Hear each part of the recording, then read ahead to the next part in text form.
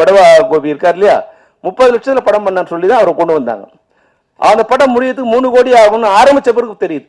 400-500 பேரை வந்து எல்லாரும் ஆர்கனைஸ் பண்ணி அந்த படத்தை ஒரு ப்ராஜெக்ட் பண்றதுங்கிறது ஒரு கஷ்டமான வேலை தான், இல்லைன்னு சொல்ல. ஆனா அது கொஞ்சம் திறம்பட பண்ணா இது போல கஷ்டம் வராது நிச்சயமா. இந்த போலீஸ்காரன் வந்து ஐயோ திருட்டு நடக்குதுன்னு வந்து ரோட்ல கத்தினா எப்படி தவறோ, அது மாதிரி தயாரிப்பாளர் சங்கத்துல வந்து ஒரு ஈசி மெம்பரா இருக்கிற திருமலை வந்து இங்க வந்து பேசுறது வந்து தேவையில்லாத ஒண்ணு. அவரோட சங்கத்துல உட்காந்து இவ்வளவு கஷ்டம் இருக்கு, இதெல்லாம் பண்ணணுமே நீங்க முதல்ல அங்கதான் பேசணும். அந்த படம் ரிலீஸ் ஆகும்போது எல்லாரும் சேர்ந்து அந்த படத்தை வந்து ப்ரொமோட் பண்ணணுங்கிறத வந்து ஒரு விதியா வச்சுக்கணும். நாளைக்கு இந்த படம் வெற்றி ஆகும்போது இதே திருமலையும் அசோக் செல்வனும் தோல்மலைக்கு கை போட்டு போவாங்கள, நிச்சயமா நடக்கும். அப்ப என்னோட படம் வருமானம், என்னோட திரைப்படம் பல பேருக்கு பல வழிகள்ல வருமானத்தை கொட்டி கூச்சிட்டே இருக்கு. ஆனா படம் எடுத்த தயாரிப்பாளருக்கு அந்த வருமானம் வருவதில்லை. இந்த திரைப்பட இசை வெளியீட்டுக்கு வருகை தந்துள்ள நம்முடைய சகோதரர்கள் அனைவருக்கும் என்னுடைய மதிய வணக்கம். அதுபோன்று பத்திரிகையாளர்கள், ஊடகவியலாளர்கள், நண்பர்கள் அனைவருக்கும் மதிய வணக்கம். ஒருவேளை நான் திருமலை பேசுறதுக்கு முன்னாடி பேசிட்டு போயிருக்கலாம்னு நினைச்சேன். நான் வந்து ஆக்சுவலாக வந்து வீட்டில் ஒரு சின்ன ஃபங்க்ஷன் நடந்துட்டு இருந்து திருமலை ஃபோன் மேலே ஃபோன் பண்ணிட்டே இருந்தார். அப்புறம் வரலன்னா டைரக்டர் யூனியனே கழிச்சிருவான்னு சொல்லி பயத்தில் நான் வந்துட்டு போயிடலான்னு வந்து வந்தேன். ஒரு ஃப்ரெண்ட்லியாக சொன்னேன். உண்மையாக அந்த ட்ரைலரை பார்க்கும்போது அந்த இயக்குனர் வந்து புதுசாக ஒரு ஃப்ரெஷ்ஷாக வர இது வந்து நம்மளுடைய கஷ்டம் எந்த திரைப்படமும் கஷ்டம் இல்லாமல் வந்ததே இல்லை. அதுக்கு தான் வந்து அந்த முன்னாடி நம்ம படத்தோட ரிலீஸே வந்து டெலிவரி ஆயிடுச்சு. டெலிவரி எவ்வளோ கஷ்டமோ அதுபோல் ஒவ்வொரு திரைப்படமும் அந்தந்த காலகட்டத்துக்கு சிரமமாக தான் இருக்கு. முதல்ல வரும்போது அழகு பெருமாள் பேசினார், டைரக்டர் எவ்வளோ கஷ்டம், ஏன்னா அவர் படம் டைரக்ட் ப்ரொடியூஸ் பண்ணலன்னு நினைக்கிறேன் அவர் வந்து அதனால எவ்வளோ டைரக்டர் கஷ்டம். படவகோபி வந்தார், ஒரு ப்ரொடியூசருக்கு எவ்வளோ கஷ்டம், அவர் டைரக்ட் பண்ணல, அதனால டைரக்டரோட கஷ்டம் அவருக்கு தெரியாது, ப்ரொடியூஸ் பண்றது எவ்வளவு கஷ்டம். உண்மையில கஷ்டம் தான். திரைப்படத்துறை வந்து நம்ம வந்து ஜாலியா மகிழ்ச்சியா படம் பார்த்துட்டு போறோம். அந்த திரைப்படத்தை உருவாக்குறது வந்து ஒரு 400-500 பேரை வந்து எல்லாரும் ஆர்கனைஸ் பண்ணி அந்த படத்தை ஒரு ப்ராஜெக்ட் பண்றதுங்கிறது ஒரு கஷ்டமான வேலை தான், இல்லைன்னு சொல்ல. ஆனா அது கொஞ்சம் திறம்பட பண்ணா இது போல கஷ்டம் வராது நிச்சயமா. இந்த படம் பார்த்தோம், நிச்சயமா இந்த படம் ஒரு ஃப்ளரிஷா இருக்கு, ஒரு சந்தோஷமா இருக்கு. இப்போ இருக்கிற ஸ்கிரீனுக்கு ஒரு டைட்டா இருக்கிற இதுக்கு வந்து இந்த படம் வந்து ஒரு ஃபன்னா ஒரு ஜாலியா இருக்கும். அதனால இந்த படம் நிச்சயமா எல்லாராலும் ஒரு ட்ரெய்லர் பார்க்கும்போது அதுதான் வந்து ஒரு சொத்துக்கு ஒரு பானைக்கு ஒரு சொரு பதங்கிற மாதிரி ஒரு ட்ரெய்லருங்கிறது நிச்சயமா அந்த ஆடியன்ஸை திரைக்கு கொண்டு வர மாதிரி ஒரு ட்ரெய்லராக இருக்கணும். அந்த ட்ரெய்லர் பார்க்கும்போது எங்களுக்கு தெரிஞ்சது நிச்சயமா இந்த படத்தை நானும் தேட்டரில் பார்க்கலாங்கிற ஒரு உணர்வு எனக்கு இந்த ட்ரெய்லர் கொண்டு வந்திருக்கு. அந்த வகையில் எவ்வளோ கஷ்டம் இருந்தாலும், இப்போ சவுண்ட் ட்ராக் முன்னாடிலாம் வந்து ஃபிலிம் பக்கத்தில் சவுண்ட் ட்ராக் ஓடிட்டு இருக்கோம், அது பக்கத்தில் வந்து இன்னொரு ட்ராக் போட்டால் டைரக்டரோட அழுகை கேட்டுக்கிட்டே இருக்கும். எல்லா ஃப்ரேம்லையும் டைரக்டரோட அழுகையும் இன்னொரு பக்கத்தில் போட்டால் ப்ரொடியூசரோட கேட்டுகிட்டே இருக்கும். ஆனால் அதையெல்லாம் நம்ம வந்து இந்த படத்தோட வெற்றி வரும்போது, என்னோட படமும் ரிலீஸ் ஆகும்போது இப்போ சிவா சார் இருக்காரு, கேட்டால் தெரியும் உங்களுக்கு, இந்த ஆஃபீஸ் உள்ளவே வரக்கூடாதுன்னு சொல்லிட்டாங்க. ஸோ ஆஃபீஸ் உள்ளவே வரக்கூடாது, அந்த ரோடுக்கு வராதப்பான்னு சொன்னாங்க. ஆனால் படம் ரிலீஸ் ஆன பிறகு மறுநாள் வந்து என் வீட்டு வாசலில் 3 கார் அவங்க கார் தான் நின்றுட்டு இருந்தது. என்னப்பா டைரக்டர் கூட்டுவாங்க அப்படின்னு. அதனால இது வந்து ஒரு கணவன் மனைவி மாதிரி சண்டை தான். வெற்றி வரும்போது நம்மளுடைய எல்லா கவலைகளும் இதுவாகிடும். நாளைக்கு இந்த படம் வெற்றி ஆகும்போது இதே திருமலையும் அசோக் செல்வனும் தோல்மலைக்கு கை போட்டு போவாங்கள, நிச்சயமா நடக்கும். சினிமாவில் நடக்காதுங்கிறதுக்கு எதுவுமே இதுவும் இல்லை, எல்லாம் நடக்கும். ஆனால் நடக்கிறதுக்கு எது காரணமாக இருக்கும்னா வெற்றி ஒன்று தான் காரணமாக இருக்கும். இந்த திரைப்படத்தை பார்க்கும்போது அந்த சூழ்நிலை அமையக்கூடிய வாய்ப்பு இருக்கு. வந்து அடுத்த படம் வந்து வெற்றி அடையும் போது எல்லா கவலைகளையும் மறந்து திருமலையும் அசோக் செல்வனும் இணைந்து ஒரு திரைப்படத்தை நிச்சயமா தயாரிக்கலாம். ஏன்னா எனக்கு திருமலையை ரொம்ப நல்லா தெரியும். ஒரு இமோஷனல் ஒரு கை, எல்லாத்துக்கும் ஏதோ நல்லது பண்ணணும்னு நினைச்சிட்டு ஏதோ ஒரு முயற்சி பண்ணிக்கிட்டே இருப்பாரு. அதுபோல் நான் அசோக் செல்வனையும் ஒரு 2 தடவை சந்திச்சிருக்கேன். பேசும்போது ரொம்ப இனிமையா, ரொம்ப அன்பா, ரொம்ப நாகரிகமா, ரொம்ப பண்போடு தான் பேசினாரு. ஒரு வகையில என்ன இதுக்கு எந்த பிரச்சனையும் தெரியாது. எதுவா இருந்தாலும் 1000 கஷ்டங்கள் இந்த திரைப்படத்தில் இருந்தாலும் திருமலை சொன்னதுல ஒரு பாயிண்ட் இருக்கு. அந்த படம் ரிலீஸ் ஆகும்போது எல்லாரும் சேர்ந்து அந்த படத்தை வந்து ப்ரொமோட் பண்ணணுங்கிறத வந்து ஒரு விதியா வச்சுக்கணும். ஏன்னா இந்த ஒரு படம் வந்து வெற்றி அடைஞ்சா அதுல யாருக்கு முதல் லாபம்? யாருக்கு முதல் லாபம்னா அதுல நடிச்ச நடிகர் நடிகை 2 பேருக்கும் அவங்க தான் 80% ஆஃப் லாபத்தை எடுத்துட்டு போயிருப்பாங்க.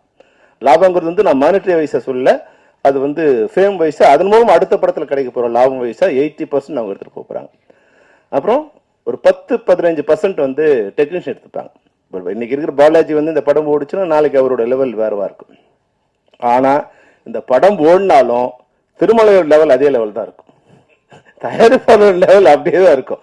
அவர் வந்து இந்த கடன்கள் விடுபடலாம். இப்போ எடுத்து இப்போ மகேந்திர கொடுத்த ஃபைனான்ஸும் சுதாகர் கொடுத்த ஃபைனான்ஸ் இதெல்லாம் வந்து சரி பண்ணலாமே தவிர அடுத்து அவர் வந்து வெளியே வர்றதுக்கு கஷ்டம். அப்போ ஒரு 5% 10% தயாரிப்பாளர் தன் உயிரை கொடுத்து இந்த படத்தை ப்ரொமோட் பண்ணணும், வெளியே வரணும்னு நினைக்கும் போது இதுல 90% மேல லாபம் அடைய போற நடிகர் நடிகையர் டெக்னீஷியன்ஸ் நிச்சயமா இந்த படத்தை ப்ரொமோட் பண்ணணும்.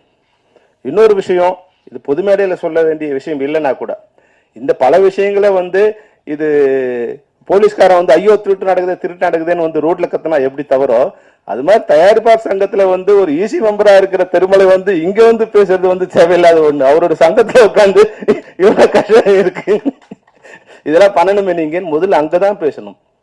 அதனால இப்போ தயாரிப்பாளர் சங்கங்களோட செக்ரட்டரிகள் இங்க இருக்காங்க. நாங்க வந்து அவங்களுக்கு வந்து ஒரு கண்ட்ரோல் அவங்ககிட்ட கொடுத்தோம். நாங்க என்னன்னா இப்ப கூட அது ஒரு இது புரிஞ்சுக்கல. ஒரு திரைப்படம் நான் வந்து என்ன ஒரு நண்பர், என் நண்பரோட நண்பர் அவர், நான் திரைப்படங்கள் வரும்போது கொஞ்சம் பழக்கமானாரு. அவர் எனக்கு பிடிச்சிருந்தது.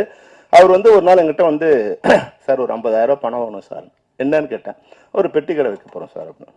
சரி ஓகே, அவர் எனக்கு பிடிச்சிருந்தது, நான் தரேன்னு சொன்னேன். நான் நாளைக்கு வந்து வாங்கிக்கணும். இல்லை சார் நான் அவர் வந்து நான் ஒரு 3 months கழிச்சு வந்து வாங்கிக்கிறேன் அப்படின்னாரு. அப்போ அவரு சென்னையில வந்து ஒரு 20-30 இடங்கள்ல வந்து அலைஞ்சி எங்க கடை இருக்கு, எங்க கடை வச்சா நல்லா இருக்கும், எங்க வாடகை கிடைக்கும், அதுல கன்சூமர் எங்க இருக்காங்க, இதெல்லாம் இப்போ ஒரு 3 மாசம் இருந்துட்டு அப்புறமா வந்தார். அண்ணன் இந்த இடத்துல கடை வைக்கலான் இருக்கேன், வாடகை கொடுக்க போறேன், எல்லாத்தையும் செட் பண்ணிட்டு என்கிட்ட வந்து பணம் வாங்கினார். நான் அது வந்து அவருக்கு வந்து இனமா தான் கொடுக்கணும்னு நினைச்சேன். ஆனா அவர் வந்து ஒரு 6-7 மாசத்துல அந்த பணத்தை எனக்கு திருப்பி கொடுத்துட்டாரு. அப்போ 50,000 ரூபாய் முதலீடு வச்சு எடுக்க போற ஒரு பெட்டி கடை வைக்க போற ஒரு நபர் ஒரு 3 மாசம் பிளான் பண்ணி எப்படி வச்சா பண்ணணும்னு பிளான் பண்ணி அது 6 மாசத்துல மொத்த அசலையும் கடனையும் கொண்டு வந்து திருப்பி கொடுக்க முடியுது. ஆனா எல்லாம் கோடீஸ்வரம் தான். இன்னைக்கு தயாரிப்பாளர் எல்லாம் கோடீஸ்வரம் தான். கோடீஸ்வரம்னா கோடிக்கு கம்மியா இன்னைக்கு எந்த திரைப்படமும் எடுக்க முடியறது இல்லை. அப்ப பல கோடிகளை போட்டு படம் எடுக்கிற ஒரு தயாரிப்பாளர் எந்த அளவுக்கு திட்டமிடுதல் வேண்டும், இதுதான் இது திட்டமிடுதல் தான் நம்ம தயாரிப்பாளருக்கும் இல்ல டெக்னீஷியன்ஸுக்கும் இல்லாத ஒன்னா இருக்கு. டெக்னீஷியன்ஸுக்கு இல்லைன்னா ஒன்றும் ஆக போறது இல்லை, அவங்க வந்து வெயிட் பண்ண போறாங்க.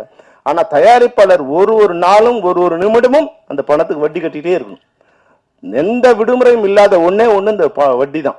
எந்த விடுமுறையும் கிடையாது. கொரோனாவுக்கு கூட அதுக்கு வட்டி கிடையாது, செத்தாலும் வட்டி கிடையாது, வாழ்ந்தாலும் வட்டிக்கு லீவே கிடையாது.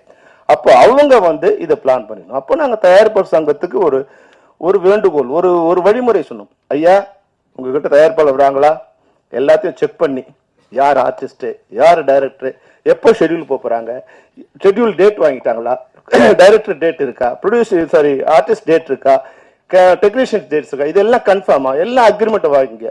ஏன்னா முன்னாடி பணம் திரைப்படங்களோட இது வந்து லட்சங்கள் இருந்தது, ஆயிரங்கள் இருந்தது. இன்னைக்கு கோடிகள் இருக்கும்போது நாணயம் வந்து கம்மியாயிடுச்சு. முன்னாடி ஒருத்தர் கூட பணம் வாங்கினா எஸ் நான் வாங்கினேன் சார் அப்படின்னு தான் சொல்லுவாங்க. எல்லாமே எழுத்துலதான் எழுதலாமே, எழுத்துல இருக்காது, வாயில தான் இருக்கும். ஆனா ஒரே ஒருத்தர் கூட நான் பணம் வாங்கலன்னு சொன்னதே இல்லை. நான் திரைப்படங்கள்ல டைரக்டர் இருக்கிற வரைக்கும், தயாரிப்பாளர் இருக்க வரைக்கும். ஆனா இப்ப வந்து எல்லாமே கோடிகள் ஆயிடுச்சு. நோன்னு சொன்னா பல கோடிகள் நம்ம சேவ் ஆகலாம். அப்போ அக்ரிமெண்ட் வந்து ரொம்ப மஸ்ட் சார் அப்படின்னு சொல்லி நீங்க ஒரு தடவை ஒப்பந்தம், எல்லாருக்கும் உண்டான எழுத்துப்பூர்வமான ஒப்பந்தம், இதெல்லாம் சரி பண்ணிட்டு நீங்க இந்த படம் எல்லாம் சரியா இருக்கு, நீங்க இதை வந்து படப்பிடிப்பு போகலாம் அப்படின்னு நீங்க ஒரு அனுமதி கொடுத்த பிறகு நாங்க படங்களுக்கு போறோம். ஏன்னா நாங்க ஒரு கண்ட்ரோலா வச்சிருக்கோம். திரைப்பட தொழிலாளர்கள் சம்மேளனங்கிறது ஒரு கண்ட்ரோல் ஒரு அமைப்பா இருக்கு. எந்த ஒரு உறுப்பினரையும் எங்களால அழைச்சி அவங்க கூட உட்காந்து டிஸ்கஸ் பண்ண முடியும், அவங்க தவறு செய்து அவங்க மேல் நடவடிக்கை எடுக்க முடியும். அது மாதிரி ஒரு அனுமதியை ஒரு வழியை அவங்களுக்கு கொடுத்தோம். அவங்க கடிதம் அனுப்புறாங்க. இப்போ வந்து சிவா அனுப்புறாரு, ராதாகிருஷ்ணன் அனுப்புறாரு. ஆனா ஒண்ணு இன்னைக்கு திருமலை வர்றாரு, வந்துட்டு நாளைக்கு ஷூட்டிங்கு, இன்னைக்கு வந்து சார் எனக்கு லெட்டர் வேணும் சார், நீங்க லெட்டர் கொடுத்தாதான் ஷூட்டிங் வருவாங்க சார். எந்த விதமான சரிபார்ப்பும் இல்லாம திருமலை வருத்தப்படுவாரு. திருமலை அன்னைக்கு வருத்தப்பட்டா பரவாயில்ல, இன்னைக்கு வருத்தப்படக்கூடாது, இன்னைக்கு திருமலை வருத்தப்படக்கூடாது. அப்ப நீங்க அவரை உட்கார வச்சு எல்லாம் சரி பண்ணி இதெல்லாம் இருக்கா. ஒரு இயக்குனர் 30 லட்சத்துல படம் பண்ணதோ, அண்ணன் படவா கோபி இருக்கார் இல்லையா, 30 லட்சத்துல படம் பண்ணான்னு சொல்லிதான் அவரை கொண்டு வந்தாங்க. அந்த படம் முடியறதுக்கு 3 கோடி ஆகும்னு ஆரம்பிச்ச பிறகு தெரியுது. அதாவது ஒரு 6 மாசத்துல நல்ல வேலையா அவர் அதுல இருந்து வெளியே வந்துட்டார். அதுல ஏதோ போட்ட வரைக்கும் லாபம் அப்படிங்கிறவர் வந்துட்டதால அவர் இன்னைக்கு ஒரு நன்றி சொல்றார். அப்போ எந்த திட்டமிடுதலும் இல்லை. அப்போ அந்த திட்டமிடுதல் இருந்தா குறைச்சபட்சம் அந்த 4 கோடி இருக்கா, 4 கோடி உங்களால பைனான்ஸ் அரேஞ்ச் பண்ண முடியுமா, பண்ணிட்டீங்களா? ஏன்னா இன்னைக்கு ஒரு பைசா கூட யாரும் கடன் கொடுக்க தயாரா இல்லை. இப்படி மகேந்திர சிங் எப்படி கொடுக்குறாரு எனக்கு தெரியாது. இன்னைக்கு சிறிய படங்களுக்கு ஒரு பைசா கடன் கொடுக்க யாரும் தயாரா இல்லை. அப்ப அந்த பைனான்ஸ் எல்லாம் ரெடி பண்ணிட்டீங்களா, காஸ்ட் எல்லாம் ரெடி பண்ணிட்டு இதெல்லாம் ரெடியா இருக்கு. இந்த டேட்ல ஏன் ஷூட்டிங் நடக்கல? இப்போ உங்ககிட்ட ஒரு செக் ஒரு டைம் கொடுத்துட்டு 6 மாசத்துல படம் முடிக்கிறோம்னா 30 நாள் உங்களுக்கு ஷூட்டிங் இருக்குன்னா ஏன் 30 நாள் ஷூட்டிங் நடக்கல? டைரக்டர் சரியில்லையா, இல்ல ஆர்டிஸ்ட் வரலையா அப்படிங்கறத செக் பண்ணக்கூடிய அதிகாரமும் அமைப்பு முறையும் தயாரிப்பாளர் சங்கத்துக்கு இருந்ததுன்னா இந்த மாதிரியான புலம்பல்கள் இந்த மேடைகள்ல இருக்காது. தயவு செய்து தயாரிப்பாளர் சங்கங்கள் ஒன்றிணைந்து இந்த வழியை நீங்க கொண்டு வந்தீங்கன்னா 100% நீங்க கவலைப்பட வேண்டிய அவசியமே இல்லை. நீங்க யாருக்கிட்டே போக வேண்டிய அவசியம் இல்லை. அவங்க எவ்வளவு பெரிய ஆளா இருந்தாலும் உங்களை மீறி இங்க படம் நடக்காது. இந்த உத்தரவாதத்தை நான் மேடையில கொடுக்குறேன், அங்கேயும் கொடுப்பேன், எப்பவும் கொடுப்பேன். ஆனா நீங்க அவங்கள பகச்ச கூடாதுன்னு நினைக்கிறீங்க. தயாரிப்பாளர்கிட்ட இதெல்லாம் கேட்டா எப்படி? ஏன் ஒரு அமைப்பு நாங்க கேட்கிறோம்.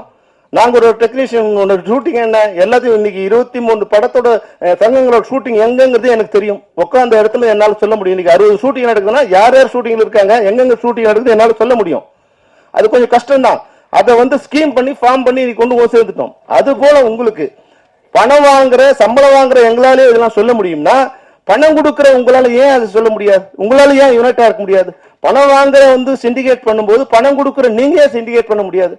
நீங்க ஒரு சிண்டிகேட் பண்ணி ஒரு ஒழுங்குமுறை இது பண்ணிட்டீங்கன்னா இந்த தமிழ் சினிமா 60% நிச்சயமாக மாறுபடும். ஒரு வருமானம் வருகின்ற இன்னைக்கு திரைப்படங்கள் 100% வருமானம் வரதுக்கு உண்டான வழி இருக்கு. ஆனா வருமானம் வர வழியெல்லாம் அடைச்சிட்டு கடன் வர வழி மட்டும்தான் நீ தயாரிப்பாளர் இருக்கு. வருமானம் வருதுன்னா அது வேற யாருக்கோ போயிடுது. அந்த சேனல்ல வேற இடத்துக்கு போயிடுது.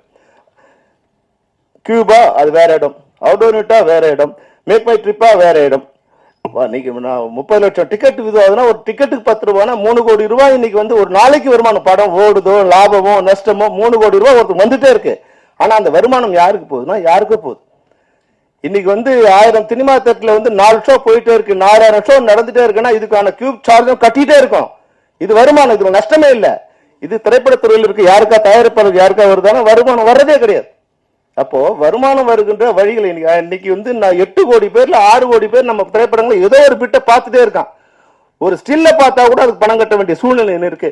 நான் போட்ட மியூசிக், என் படத்தோட மியூசிக் நான் ஸ்டேஜ்ல பாடுறதுக்கே நான் திருப்பி பணம் கொடுக்க வேண்டிய இருக்கு. 1 லட்சம் ரூபாய் பணம் கொடுத்து வாங்க என்னோட பாட்டை நான் இன்னைக்கு ஸ்டேஜ்ல போனேன்னா அவனுக்கு 3 லட்சம் ரூபாய் ஒரு பாட்டுக்கு ஒரு தடவைக்கு நான் பணம் கொடுக்க வேண்டிய அவலம் இன்னைக்கு இருக்கு.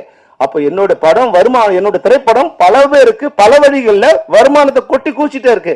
ஆனா படம் எடுத்த தயாரிப்பாளருக்கு அந்த வருமானம் வருவதில்லை. எப்படி விவசாயிக்கு அவனோட உழைச்ச நெல் இதுக்கு உழைப்புக்கு நெல்லுக்கு தக்காளிக்கு வருமானம் வரது இல்லையோ, அது போல திரைப்பட தயாரிப்பாளர்களுக்கு அவருடைய போட்ட முதலீடுக்கு வருமானம் வருவதே இல்லை. அதை நீங்க ஒழுங்கு பண்ணீங்கன்னா நிச்சயமா லாபம் வந்துட்டே இருக்கு. லாபம் தயாரிப்பாளர் தவிர மொத்தம் வருது. வருகின்ற லாப நஷ்டத்துக்கு மட்டும் நீங்க தயாராகிறீங்க, கடனுக்கு மட்டும் நீங்க வட்டி கட்டிட்டு இருக்கீங்க, கடனுக்கு மட்டும் வீட்டை விட்டுட்டீங்க. ஆனா வருமானத்தை எல்லாம் வேற யாரும் சாப்பிட்டு இருக்காங்க. நிச்சயமா இன்னைக்கு திரைப்படத்துறையில போற்றப்படக்கூடியவர்கள் தயாரிப்பாளர்கள் தான். இந்த கஷ்டமான காரியத்திலும் இன்னைக்கு 60 ஷூட்டிங் நடந்துட்டு இருக்கு. யாரோ ஒருத்தன் திரைப்படத்தை நேசிக்கிறான், அவன் படம் எடுக்க வர்றான், அவங்களை நீங்க சீரமைச்சு வழி நடத்தினீங்கன்னா இந்த திரைப்படத்துறை மிக நன்றாக இருக்கும். இந்த திரைப்படத்துறை இந்த மேடையில சொல்றதுக்காக நீங்க என்ன மன்னிச்சிருங்க. ஏன்னா இது திருமலை சொன்னதுக்காக சொல்றேன். நிச்சயமா நீங்க ஒரு ரூல் போடலாம். இவங்க இன்னைக்கு இந்த படங்கள்ல இந்த ப்ரொமோஷன்ஸ், நான் இந்த படத்துக்காக சொல்லலை, ஏன்னா அது வருஷம் நீங்க தப்பா நினைச்ச கூடாது. அது என்ன ப்ராப்ளம் எனக்கு தெரியாது. எந்த திரைப்படமோ அந்த திரைப்படத்துக்கு உண்டான ஒத்துழைப்போ ப்ரொமோஷன்ஸுக்கோ வராதவர்களோட நீங்க எங்கேயோ போய் படம் எடுத்துங்க, நாங்க உங்களை வச்சு படம் எடுக்க மாட்டீங்க சொன்னீங்கன்னா யாரும் உங்களை அவங்க படமே நடக்காது. அவங்கலாம் ரோட்ல வர வேண்டியதுதான். அது எவ்வளவு பெரிய ஆளா இருந்தாலும் அந்த இது உங்ககிட்ட இருக்கு. ஆனா என்ன இல்லைன்னா இதை இணைந்து சொல்லக்கூடிய பலம் உங்களுக்கு இல்லை. தனிப்பட்ட முறையில நீங்க புலம்பிக்கலாமே தவிர இணைந்து தயாரிப்பாளர்கள் குரலாய் ஒரே குரலாய் ஒலித்தால் தமிழ் சினிமா உருப்படும். அதை நிச்சயமாக நீங்கள் எடுக்கின்ற அனைத்து முயற்சிகளுக்கும் தென்னிந்திய திரைப்பட சம்மேளனம் ஒத்துழைக்கும் என்பதை இந்த மேடையில உறுதியாக சொல்லி, இந்த மேடை சிறிய தயாரிப்புகளை வாழ வைக்கக்கூடிய மேடையா இருக்கும். ஏன்னா சின்ன படங்கள் தான் நான்லாம் இன்னைக்கு வந்தோம். சின்னமாக ஒரு சின்ன படம் எடுத்தோம், ஒரு 10 நிமிஷம் படம் எடுத்தோம். அது இப்ராஹிம் ரப்சான் காட்டும், சிவா காட்டும், விஜயகாந்த் சார் காமிச்சோம். அந்த படங்கள் தான் அது மூலமாக தான் நாங்கள் இன்னைக்கு வருவோம். நான் செம்பருத்தி திரைப்படம் எடுக்கும்போது கூட 90 லட்சம் இன்வெஸ்ட் பண்ண எனக்கு 1.5 கோடி எனக்கு லாபம் வந்தது. லாபம்னா மொத்தமாக ஒரு 50-60 லட்சம் ப்ராஃபிட் வந்து. அப்போது எங்களோட பட்ஜெட்டுக்குள்ளே எங்களோட கைக்குள்ளேயே சினிமா இருந்தது. இன்னைக்கு நம்ம கைக்குள்ளே சினிமா இருக்கான்னா நீங்கள் தான் எனக்கு பதில் சொல்லணும். நம்ம கையில் சின்ன சினிமாவும் இல்லை, பெரிய சினிமாவும் இல்லை. இன்னைக்கு திடீர்னு நம்ம பலூன் ஊதுறோம். பலூன் ஊதுனோடனே அது விரிவடையுது. விரிவடைஞ்சோன்னா இதுதான் மொத்த உலகம் நினச்சிக்கிறோம். ஒரு தோல்விங்கிற ஒரு படம் மிகப்பெரிய படம், ஒரு 125 கோடி ஓடிடி வாங்குறான். அது புஷ்ஷுன்னு ஆகுது. அந்த பலூன்ல ஒரு ஓட்டை போட்டா வெடிச்சு போற மாதிரி புஷ்ஷுன்னு ஆன உடனே ஓடிடி படத்தை வாங்க நிறுத்துறான். படங்கள் ஓட ஆரம்பிச்ச உடனே கொரோனா பீரியட்ல ஓடிடிலாம் மிகப்பெரிய மார்க்கெட் வந்தோடனே நம்ம கிட்ட இந்த 50 கோடி 100 கோடி இந்த படங்கள் 50 100 கோடி 200 கோடி படம் வாங்கின உடனே யாருக்கான எந்த விதத்துல நம்மளோட பட்ஜெட் அதுக்கு இன்க்ரீஸ் ஆச்சுங்கிறத நீங்க தான் யோசிக்கணும். அப்போ 100 கோடி படம் 300 கோடிக்கு வியாபாரம் ஆகும்போது நீங்க 300 கோடி பண்ணீங்க. இப்போ ஓடிடி வாங்குறது இல்லை, சேட்டலைட் வாங்குறது இல்லை. அப்போ என்ன பண்ணணும்? ஓடிடிக்கு முன்னாடி என்ன ஸ்டேட்டஸ் இருக்கோ அந்த ஸ்டேட்டஸ் கொண்டு வரணும். அப்பதான் திரைப்படங்களை உருவாக்க முடியும். அப்படி இருந்தாதான் இன்னைக்கு திரைப்படங்களை நாங்கள் ஷூட்டிங்கே போக முடியும். இன்னைக்கு நீங்க என்ன வேணா நினைச்சீங்க, 6 மணிக்கு மேல அந்த ப்ரொடியூசர் விட்ட சம்பளம் வாங்கும்போது எவ்வளவு கஷ்டமா இருக்குன்னா அவ்வளவு கஷ்டமா இருக்கு. கண்ணீர் விட்டு தான் அந்த தயாரிப்பாளர்கிட்ட பணம் வாங்க வேண்டியதா இருக்கு. அவங்களால கொடுக்க முடியல, எங்களால வாங்க முடியல. இந்த சிரமமான ஏன்னா தயாரிப்பாளர் நல்லா இருந்தாதான் தொழிலாளர் நல்லா இருக்க முடியும். அப்ப தயாரிப்பு துறை நல்லா இருந்தாதான் இன்னைக்கு எல்லாருமே நல்லா இருக்க முடியும். அப்ப நான் பேசுவது தயாரிப்பாளர் நல்லா இருக்கணுமோ, இல்ல டெக்னீஷியன் நல்லா இருக்கணுமோ, ஆர்டிஸ்ட் நல்லா இருக்கணுங்கிற எந்த இதுவும் இல்லை. இந்த தமிழ் சினிமாங்கிற ஒரு வீடு அழகா இருந்தா இங்க எல்லாரும் நடிகர்களும் இந்த வீட்டுல குடியிருக்கலாம், தயாரிப்பாளரும் இந்த வீட்டுல குடியிருக்கலாம், தொழில்நுட்ப கலைஞர்களும் தொழிலாளர்களும் வீட்டுல குடியிருக்கலாம். அந்த வீடை இடிஞ்சு போச்சுன்னா எல்லாரும் ரோடுக்கு வர வேண்டியதுதான். அதனால தயவு செய்து நீங்கள் எடுக்கின்ற அனைத்து முயற்சிகளுக்கும் தென்னிந்திய சம்மேளனம் ஒத்துழைக்கும் என்று கூறி திருமலைக்கும் அதனுடைய டீம் அனைவருக்கும் என்னுடைய வாழ்த்து கூறி விடைபெறுகிறேன். வணக்கம்.